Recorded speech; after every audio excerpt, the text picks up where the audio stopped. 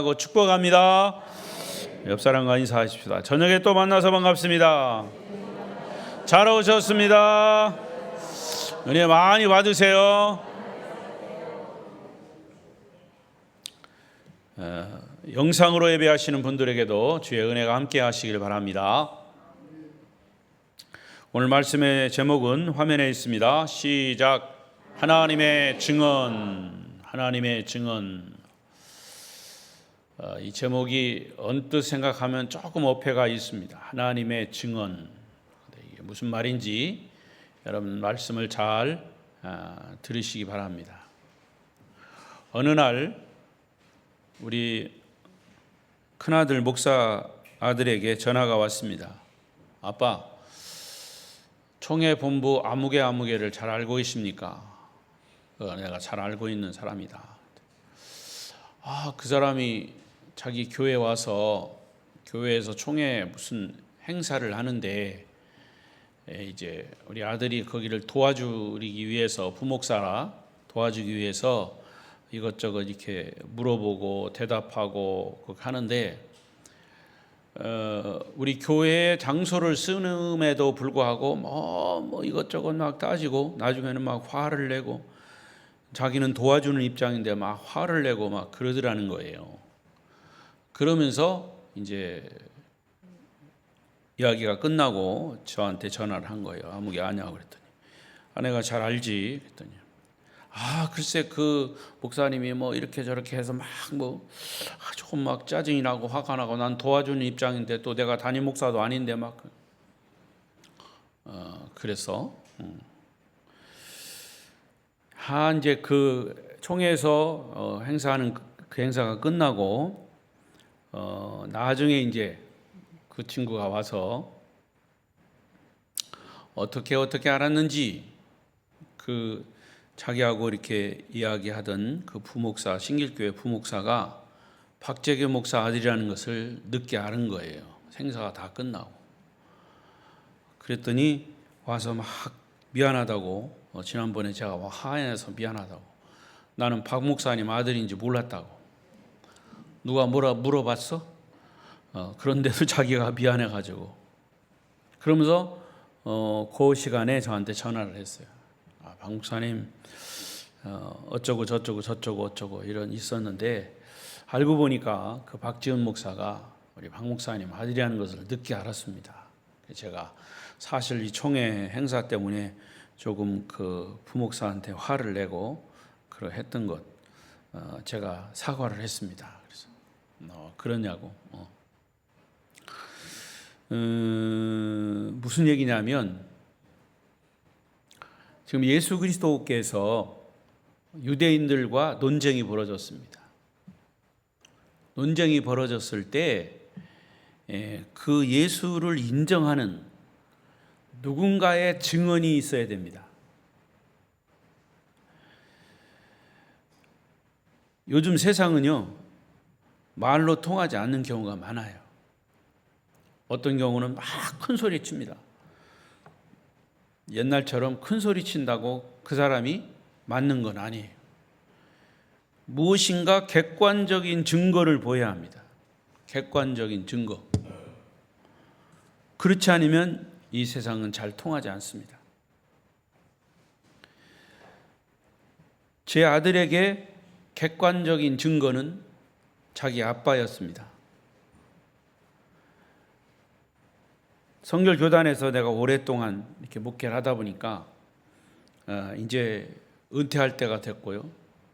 또 저희 선배들은 거의 다 은퇴하고 동기들 중에도 은퇴한 사람이 있고 후배들은 잘 몰라요.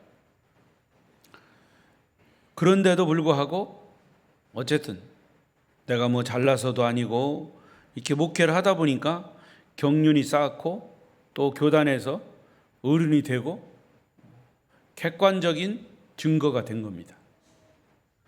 아들이 목회를 하니까 자기가 이야기를 하지 않았는데도 어떻게 알고 아이고 박 목사님 아들이냐고 이렇게 와서 또 아는 체 하는 분도 있고.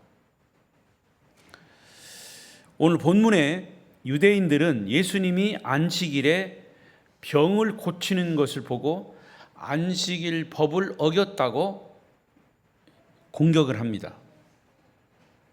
특히 유대인들은 예수님이 당신 스스로가 나는 하나님의 아들이고 하나님은 우리의 아버지시다 라고 말씀하는 그 자체를 도저히 믿으려고 하지 않았습니다. 그때 당시 유대인들은 그랬어요. 그러면서 당신이 하나님의 아들인 것을 증거로 보여라. 유대인들이 강력하게 요구합니다. 이에 대해서 예수님은 답변을 하시는데 31절 보세요. 시작. 내가 만일 나를 위하여 증언하면 내 증언은 참되지 아니하되. 예수님이 만일 하나님의 아들이라고 스스로 주장을 하면 그 증거를 유대인들이 믿지 않으니까 자꾸 거짓으로 오해를 받을 수 있다는 뜻이에요. 그래서 예수님도 자신이 하나님의 아들이라는 사실을 주장하기 위해서는 객관적인 증거가 필요하다라고 유대인들이 요구하는 거예요. 그러나 오늘 성경 본문에서 예수님은 두 가지 명확한 증거를 가지고 자신이 하나님의 아들이심을 입증하고 계십니다.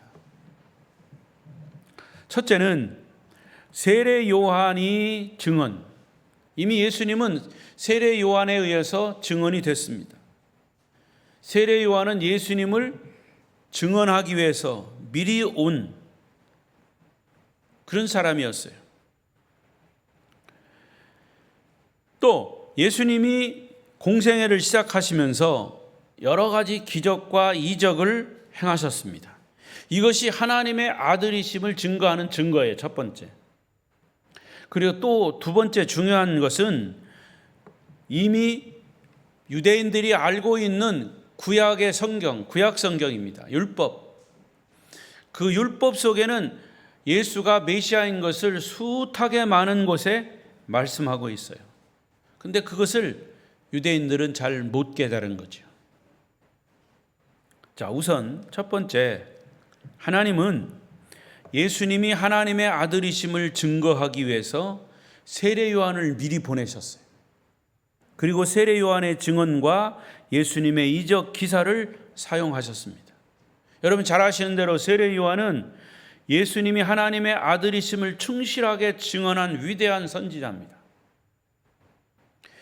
세례 요한은 오직 예수님에게 세례를 베풀고 자기가 미리 와서 예수님이 메시아인 것을 미리 이야기하고 예고하고 그리고 그는 목 잘려서 순교했습니다. 그게 그의 사명이었어요. 요한의 사명은 자기가 사명을 완수한 후에 조용히 역사의 무대 뒤로 사라졌습니다.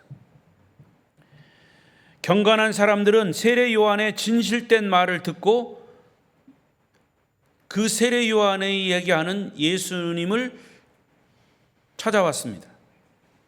그리고 세례 요한의 이야기를 듣고 당신은 예수님의 하나님의 아들이심을 내가 세례 요한을 통해서 들었습니다. 그리고 예수님에게서 하나님의 영광을 볼 수 있었다고 성경은 이야기합니다. 한편 세례 요한이 예수에 대한 증거를 듣고도 많은 사람들은 고개를 저으면서 예수님을 받아들이지 않았습니다. 그랬더니 하나님은 더 큰 증거를 주셨다고 그랬어요. 자, 36절입니다. 시작. 내게는 요한의 증거보다 더 큰 증거가 있으니 아버지께서 내게 주사 이루게 하시는 역사 곧 내가 하는 그 역사가 아버지께서 나를 보내신 것을 나를 지휘하여 증언하는 것이다. 세례 요한이 예수에 대해서 증거하는 그 증거보다 더 큰 증거가 있다. 그것이 뭐냐? 하나님이 이루신 역사라고. 그 역사는 예수님이 3년 동안 제자들과 함께 다니면서 복음을 전했고 그리고 병자를 치유하고 때로는 나사로 같은 죽은 자를 살리시기까지 하는 그런 기적과 이사입니다. 그러니까 예수님이 하나님의 아들로서 기사와 이적을 이루는 것 자체가 메시아다, 하나님이다, 하나님의 아들이다 라고 하는 것이 증명되는 거 아니냐 그 말이죠. 그러면서 사도 요한은 요한복음을 기록하면서 마지막 21장 끝부분에 보면 예수님이 행하신 역사를, 예수님이 행하신 일들을 이 책에 낱낱이 기록한다면 이 세상에 그 책들을 쌓아둘 자리가 없을 정도로 그렇게 많은 일을 하셨다라고까지 사도 요한은 기록을 했어요. 예수님이 이적과 기적을 행하신 이유는 단 한 가지, 자신이 메시아이며 하나님의 아들이라는 사실을 증명하기 위한 것입니다. 하나님은 예수님이 자신이 보낸 아들이요 세상의 구원자라고 하는 것을 사람들이 분명하게 확인할 수 있도록 예수님을 통해서 초자연적인 기적이 일어나게 하신 겁니다. 그리고 사도 요한은 그 많은 이적과 기사 중에 우리가 예수님을 하나님의 아들로 믿는데 결정적인 증거가 될 만한 몇 가지만 정리해서 기록한 것이 있어요. 그게 뭐냐? 여러분 잘 아시는 대로 요한복음 2장에 보면 물로 포도주 만든 사건이, 또 왕의 신하의 자녀를 말씀으로 고치신, 그 자녀를 보지도 않았는데 주님이 말씀하실 때 그 자녀가 낫는 그런 기적, 38년 된 병자를 고치신 기적, 떡 5개와 물고기 2마리 오병이어로 5,000명을 먹이시고 12광주리를 남기신, 죽은 지 나흘이나 되어서 부패한 나사로를 살아나게 하신 그런 기적, 그리고 주님 자신이 십자가에서 죽은 지 3일 만에 부활하신 이적, 이런 것들이 요한복음에 자세하게 기록되어 있습니다. 그래서 예수님의 이적과 기적을 본 많은 사람들은 처음 동안 얼마 동안은 예수님을 믿는 것처럼 보였습니다. 제가 왜 이렇게 얘기하냐면 기적과 이적 놀라운 일들이죠. 죽은 자가 살아난 것 기적이죠. 물이 포도주 된 것 기적이죠. 그런 것들을 보고 사람들이 와 정말 예수님이 메시아구나 하는 것을 믿었어요. 그런데 조금 지나가니까 잊어버리고 또 안 믿어. 기적이 일어나는 현장에서는 사람들의 그 굳었던 마음이 부드러워질 수 있고 마음이 열릴 수 있습니다. 그러나 그 기적이 믿음의 뿌리를 깊게 내리게 하지는 못한다. 저는 그런 사람들을 많이 봤어요. 실제로 병자가 의사의 손을 거치지 않고 기도해서 낫는 그런 신비한 그런 치료의 은혜도 경험했어요. 그런데 물론 열이면 열 다 그렇진 않지만 뭐 성경에 나오는 얘기죠. 병 치료했어요. 하나님의 능력으로 치유했는데 돌아서니까 또 달라지더라고요. 강단에서 이런 얘기하기 좀 그렇지만 화장실 갈 때하고 올 때하고 틀리더라고. 그러니까 기적이 그 사람의 복음의 문을 열지는 못하는 거죠. 열 수도 있어요. 기적이 일어나는 현장에서는 사람들의 마음이 굳었다가 열렸어요. 그러나 그 기적이 믿음의 뿌리를 깊게 하지 못한다. 복음서에 보면 예수님이 기적을 일으키는 현장에서 수많은 사람들이 감동을 받아요. 그러나 나중에는 거의 다 주님을 등지고 떠납니다. 기적을 좋아하는 사람들의 믿음은 성경에서 비유하듯이 돌밭에 뿌려진 씨앗과도 같아요. 싹이 나다가는 햇빛이 비쳐요. 햇빛은 세상에서 당하는 고난, 역경 이런 것들이에요. 그러면 금방 그 싹은 말라져 버려요. 믿음의 뿌리가 깊게 내리지 못하는 거죠. 그 기적 자체가 우리의 믿음을 보장하지 못하는 거죠.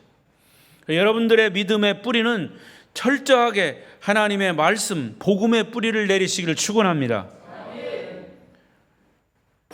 요한복음은 다른 복음서와 달리 예수님이 하나님의 아들이라고 하는 사실을 지속적으로 밝히는 말씀이 요한복음이에요. 그래서 제가 누누이 얘기하지만 사복음서가 있습니다. 마태, 마가, 누가, 요한. 마태는 예수님을 왕으로 표현한 복음서고요. 마가는 예수님을 종으로 표현한 복음서고요. 누가는 예수님을 인간으로 표현한 복음서지만 나머지 요한복음은 예수님이 하나님의 아들이시다라고 하는 것을 표현한 책이 요한복음이에요. 그래서 이 세 마태, 마가, 누가는 셋이 똑같이 인 사람이죠. 왕도 사람이요, 종도 사람이요, 인간도 사람이요. 그래서 이 세 복음서를 공관복음서라 그러죠. 공통적으로 보았다 그 말이에요. 그러나 이 세 복음서를 제외한 요한복음, 네 사복음, 이 요한복음은 하나님의 아들로서의 예수님을 표현하는 거예요. 여러분, 요한복음을 지속적으로 읽으면 예수 그리스도를 인격적으로 더 확실하게 만날 수 있습니다. 아멘이 졸고 있어요? 요한복음을 여러분, 제가 전에 요한복음 또 설교할 때도 그랬어요. 계속적으로 읽어라. 하나님의 아들이심을, 하나님을 요한복음에서 더 아주 깊게 만날 수 있을 것이다. 이것은 변함없는 진리입니다.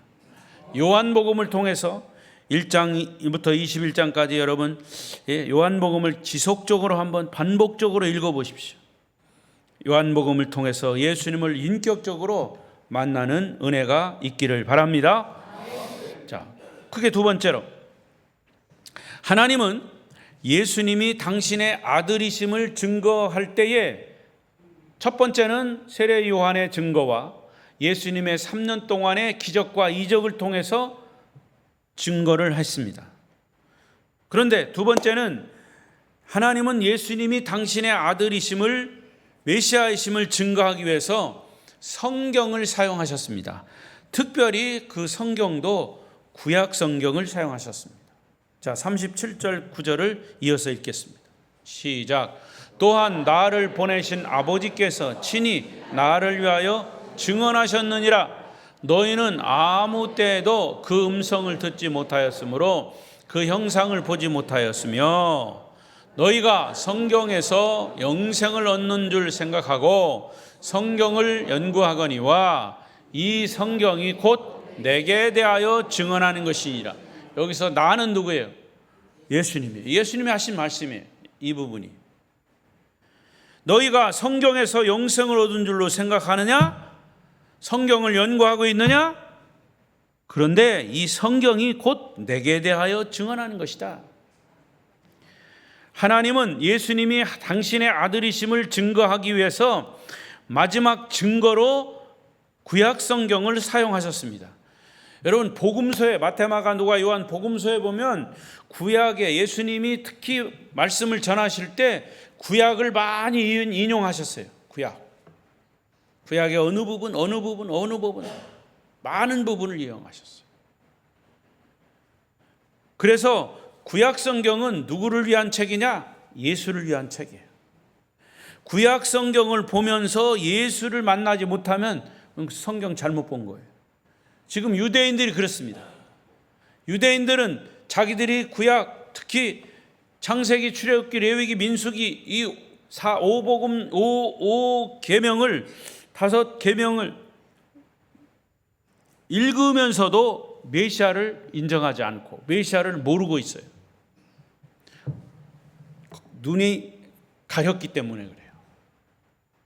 그러나 그 복음이 이방인에게로 와서 바울을 통해서 이방인인 우리에게 와서 우리가 구약 성경을 읽을 때도 예수를 발견할 수 있어요. 할렐루야. 얼마나 큰 은혜인지 몰라요. 우리는 성경에 대한 전문 지식이 없다가 보니까 창세기에서 말라기까지 읽어도 예수라고 하는 이름을 찾을 수가 없어. 실제로 그래요. 구약 성경 읽어보면 예수라고 하는 이름 없어. 여러분들은 하나님이 예수님을 당신의 아들로 증거하는 구약 성경 말씀을 찾는 일은 결코 쉽지 않아요. 여러분, 사사기를 읽으면서 그 많은 이야기들이 예수와 무슨 상관이 있을까? 이게 잘 이해가 안 되는 사실이에요. 그러나 사복음서를 통해서 예수님은 구약 성경을 가지고 당신이 하나님의 아들인 것을 어떻게 증거하고 있는가를 보면 어렵지 않게 발견할 수 있어요. 그래서 구약과 신약은 다른 책이 아니고 하나님의 뜻이 깊이 담겨져 있어요. 그래서 구약과 신약의 핵심 주제는 메시아, 예수 그리스도입니다. 할렐루야. 그래서 구약을 읽을 때도 예수님을 발견해야 되고, 신약을 읽을 때는 당연히 예수님을 발견하고, 그 예수님이 어디서 얘기했느냐? 구약에서 얘기했다. 이게 톱니바퀴 맞아가듯이 맞아야 돼요. 제가 여러분에게 요한복음을 지속적으로 읽으라고 강조하는 것도, 하나님의 아들로서 예수님을 만나는 것은 곧 하나님을 만나는 것이기 때문이에요. 저희 아들 목사에게 막 잘못한 것도 없는데 성질내고 막 화내고, 그리고 행사가 다 끝났어. 그러면 끝난 거지 뭐. 괜히 우리 아들만 속상하고 그랬죠. 근데 왜 행사가 끝나고 나서 그 부목사를, 박지훈 목사를 불러가지고 박재기 목사를 이야기하면서 내가 화낸 거 잘못했다고 굳이 사과할 이유도 없는데 왜 사과했을까? 나중에 그 친구가 나를 만나면 미안해할 것 같아. 내가 뭐라고 물어보지도 않았는데 지가 먼저 전화해가지고 이렇게 미안하다고 한 거예요. 여러분, 이 하나님의 아들 예수 그리스도를 만나는 것은 곧 하나님을 만나는 것이다. 제가 언젠가도 말씀드렸지만 제 모습 속에서 우리 아버지의 모습이 있나 봐요. 저는 아버지를 많이 닮았어요. 우리 아버지 친구 목사님들이 거의 돌아가셨는데, 우리 아버님 장례식 때 제가 이제 상주로 있었죠. 우리 형님하고 같이 있었는데, 우리 아버님 친구 목사님들이 와서 저를 보더니 우리 형님도 더 닮았어요, 우리 아버지. 그래서 둘이 똑같이 아버지 닮았다고. 야, 아버지가 저 시체 속에서 막 나오는 것 같다야, 막 그렇게 얘기하시더라. 닮아가지고. 여러분, 아들은 아버지를 닮게 돼 있어요. 하나님 아버지를 닮은 분은 예수 그리스도이십니다. 그러니까 예수님을 통해서 하나님을 만나게 되는 거죠. 그래서 요한복음 1장부터 12장까지 전반부, 13장부터 21장까지는 후반부. 그런데 이 전반부 1장부터 12장까지는 예수님이 하나님의 아들이심을 증거하는 그런 기적, 이적, 이런 기사들을 중심으로 기록되어 있습니다. 그러니까 예수님의 이적과 기적을 설명하면서 요한복음을 자세히 보시면 기록되었으되 이런 말이 9번이나 반복적으로 사용하고 있어요. 어디에 기록되었다는 얘기입니까? 어디에 기록되었다는 거예요? 구약 성경에 기록됐다는 거죠. 또 13장 이후에 후반부로 가면 8번 내지 9번 정도 반복되는 그런 문장이 나오는데, 이루려 하심이라. 후반부는 주로 예수님이 십자가에 못 박히는 순환을 기록하고 있는데, 그 순환 사건들이 모두 구약 성경에 기록된 예언들의 말씀인데, 그 예언의 말씀이 이루어졌다. 이루어진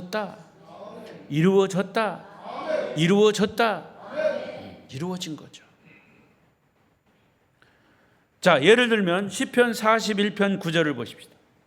시작. 내가 신뢰하여 내 떡을 나눠 먹던 나의 가까운 친구도 나를 대적하여 그의 발꿈치를 들었나이다. 자, 무슨 뜻 같아요? 이 말씀은 가룟 유다가 예수님을 배반한 사건이에요. 이것이 시편의 말씀에 기록하고 있어요. 이 시편의 말씀이 그대로 이루어졌다는 거지. 그대로 이루어졌어요. 이와 같이 예수님은 구약 성경에 기록된 구절들을 자신이 하나님의 아들됨을 증언하는 말씀으로 보신 겁니다. 이렇게 하나님은 예수님이 당신의 아들이심을 증언하고 계시고 증거로 나타내셨습니다. 그래서 제목이 하나님의 증언이에요. 여러분, 아들이 있는데 그 아들을 누가 제일 정확하게 증언할 수 있어요? 아버지가 대신 할 수 있는 거죠. 아버지보다 더 잘하는 사람이 누가 있겠습니까? 아들을. 이렇게 하나님은 예수님이 당신의 아들이심을 증언하고 증거로 보였어요. 하지만 지금 우리가 사는 이 세상에서는 세례 요한이 광야에서 외치는 소리를 들을 수가 없어요. 그렇죠? 세례 요한은 벌써 죽었어요. 또 예수님이 직접 행하시는 기적도 볼 수 없어요. 그러면 예수가 메시아인 것을, 구세주인 것을 우리가 무엇을 보고 알 수 있느냐? 성경 기록된, 특히 신약 성경 기록된 사복음서를 보면 예수님이 하나님의 아들이심을 알 수가 있는 겁니다. 결과적으로 우리는 신구약 성경을 보면 예수님이 하나님의 아들이심을 분명하게 알 수 있고 믿을 수가 있습니다. 그러므로 여러분, 구약 성경의 예수님에 대한 예언이나 신약 성경의 세례 요한의 예수님에 대한 증거, 그리고 예수님이 직접 행하신 기적과 이적들은 예수님이 하나님의 아들이라는 사실을 충분히 증명하고 남습니다. 이렇게 명확하게 성경이 증거하고 있는데도 예수님이 하나님의 아들이라는 사실을 믿지 못한다면 어쩌겠습니까? 소망이 없는 거죠. 불행한 사람입니다. 따라서 누구든지 마음을 열고 하나님의 말씀을 읽으면서 하나님의 아들 예수 그리스도를 인격적으로 만나는 은혜가 있기를 바랍니다. 한 가지 이야기하고 마치겠습니다. 러시아의 유명한 소설가인 도스토옙스키, 최고의 책은 죄와 벌입니다. 도스토옙스키. 그는 사회주의 공산주의 운동에 뛰어들었다가 체포돼서 감옥에서 사형 선고를 받았습니다. 그가 사형수들을 실은 기차에 실려 포로 수용소로 가는 도중에 기차가 간이역에 잠깐 정차하게 될 때 어떤 부인이 조그만 책 한 권을 죄수들에게 나누어 줬습니다. 그것이 도스토옙스키의 손에까지 들어가게 되었죠. 그 책은 다름 아닌 쪽복음 신약 성경이었습니다. 여러분, 쪽복음이라고 들어보셨죠? 쪽복음. 옛날에 성경책이 잘 인쇄되지 않을 때 이 성경 전체 27권 혹은 39권 전체가 인쇄되지 않을 때 복음서만 인쇄돼서 나왔습니다. 저도 주일학교 때 그걸 많이 봤어요. 마태복음 책, 요한복음 책. 그래서 그 쪽복음이에요. 그게 쪽복음. 신약 성경만 기록되어 있는, 그것도 마태, 마가, 누가복음만 기록되어 있는 책을 그 여인에게서 도스토옙스키가 수용소로 끌려가면서 기차 안에서 받은 책이에요. 그는 사형이 집행되는 당일까지 그 성경을 읽고 또 읽고 또 읽었습니다. 그리고 그는 그의 자서전에서 이런 고백을 합니다. 누군가가 나에게 그리스도는 진리가 아니라고 증언한다면 나는 진리보다도 차라리 예수와 함께 있고 싶습니다. 나는 진리인지 아닌지는 지금 중요하지 않습니다. 중요한 것은 내가 신약 성경을 읽다가 인격적으로 만난 그 예수님과 함께 살고 싶은 것이 진실입니다. 아멘! 여러분, 그거보다 더 귀한 이야기가 없습니까? 어디 있습니까? 자기가 만난 예수 그리스도. 만약 나에게 예수가 진리가 아니라고 누가 증언하더라도 나는 그 진리보다도 차라리 그 예수와 만약에 진리가 아니라고 하더라도 나는 그 예수와 함께 있고 싶다. 도스토예프스키가 하나님을 만날 수 있었던 것은 신약 성경이 예수님이 하나님의 아들이심을 증거하고 있기 때문입니다. 예수님은 성경을 살아계신 하나님의 말씀으로 믿으셨고 절대적인 권위로 받아들이셨습니다. 그래서 성경은 1.1획이라도 땅에 떨어지지 않고 다 이루어진다고 확신하셨습니다. 그래서 생명을 걸고 주님도 말씀에 순종하셨고 사탄의 시험을 이기는 유일한 무기로 말씀을 사용하셨습니다. 하나님의 뜻을 찾는 유일한 길도 성경의 말씀 속에 있습니다. 예수님에게 있어서 최고의 권위는 성경이었습니다. 성도 여러분이요, 여러분은 어떤 마음으로 성경을 대하고 있습니까? 성 어거스틴은 내가 성경을 펴놓고 읽을 때는 글을 읽는 것이 아니라 하나님이 직접 내 앞에서 들려주시는 음성으로 나는 듣고 있다. 여러분이 성경을 펴놓고 읽을 때 책을 읽는 것이 아니라 내 앞에 그 성경 내 입으로 고백하여 내 입으로 들려지게, 내 귀에 들려지게 성경을 읽지만은 그 내가 읽는 내 그 음성은 곧 하나님의 음성으로 듣는다는 거죠. 여러분, 성경을 절대적인 권위로 받아들이십시오. 그러면 성경 속에 하나님의 아들 예수 그리스도를 만날 것입니다. 그리고 인생의 모든 문제의 해답을 성경에서 찾을 수 있을 것입니다. 말씀을 정리하면서 여기서 한 가지 우리가 주의해야 될 점이 있어요. 뭐냐? 성경책이 우상이 돼서는 안 된다. 성경책, 여러분, 책이, 이 성경책 자체가 우상이 돼서는 안 된단 말이죠. 우리 집 성경책 있어, 책꽂이에 성경책 있어. 이 성경책이 귀신을 쫓아주는 게 아니에요. 이 성경책이 부적이 아니라 그 말이에요. 예수님 당시 바리새인들이나 율법사들이 저지른 치명적인 실수는 뭐냐? 구약 성경을 우상화했습니다. 율법을 우상화했습니다. 성경책 자체가 하나님이 되어버렸습니다. 그래서 성경의 글자를 보고 쓸 때도 어느 글자가 중앙에 와야 되냐, 어느 글자가 끝에 와야 되냐 하는 문제로 서로 다퉜어요. 이런 이유로 구약 성경에 정통한 율법사들이나 서기관들이 평생을 바쳐 성경을 베끼고 가르치지만 정작 구약의 주제인 예수 그리스도 메시아를 거기서 만나지 못했다는 결정적인 실수를 한 거죠. 얼마나 어리석은 일입니까? 여러분, 요즘도 성도들 중에는 성경책을 우상화하는 경향이 있어요. 성경책이 그냥 있다라고 하는 것만 자체로 위로를 받는 거예요. 성경책을 펴보지도 않아요. 성경책을 읽지도 않아요. 성경에 무슨 얘기가 있는지 잘 몰라요. 이야기를 들은 건 목사한테 설교 들은 거 몇 번 강조해서 설교 들은 것밖에 몰라. 하나님이 얼마나 서운하시겠어요. 너희들이 부르짖는다고 하면서, 나를 찾는다고 하면서 나에 대해서 기록되어 있는 성경을 한 번도 보지 않고 있냐? 성경을 창세기부터 요한계시록까지 직접 필사를 하면 가정에 우환이 없어진다든지 뭐 이상한 소리들을 함으로 성경책을 우상화하는 겁니다. 위에서 말씀드린 것처럼 신구약 성경을 한 번 읽건 100번 읽건 10번 필사를 하건 간에 성경 속에 하나님의 뜻이 담겨진 메시아 예수 그리스도를 만나고 발견하는데 그 목적과 이유를 두어야 한다 그 말이에요. 성경을 1000번 듣고 10,000번 읽고 100번 필사를 해도 예수님을 인격적으로 만나지 못하면 다 허당인 거죠. 헛일인 거죠.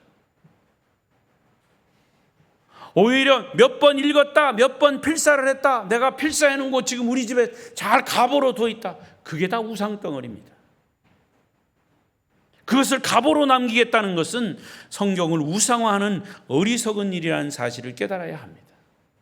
예수를 만나지 못한 성경 지식은 현대판 바리새인이요, 현대판 율법사 서기관들과 다름이 없습니다. 율법사들이 뭐냐? 율법을 연구하는 사람들이에요.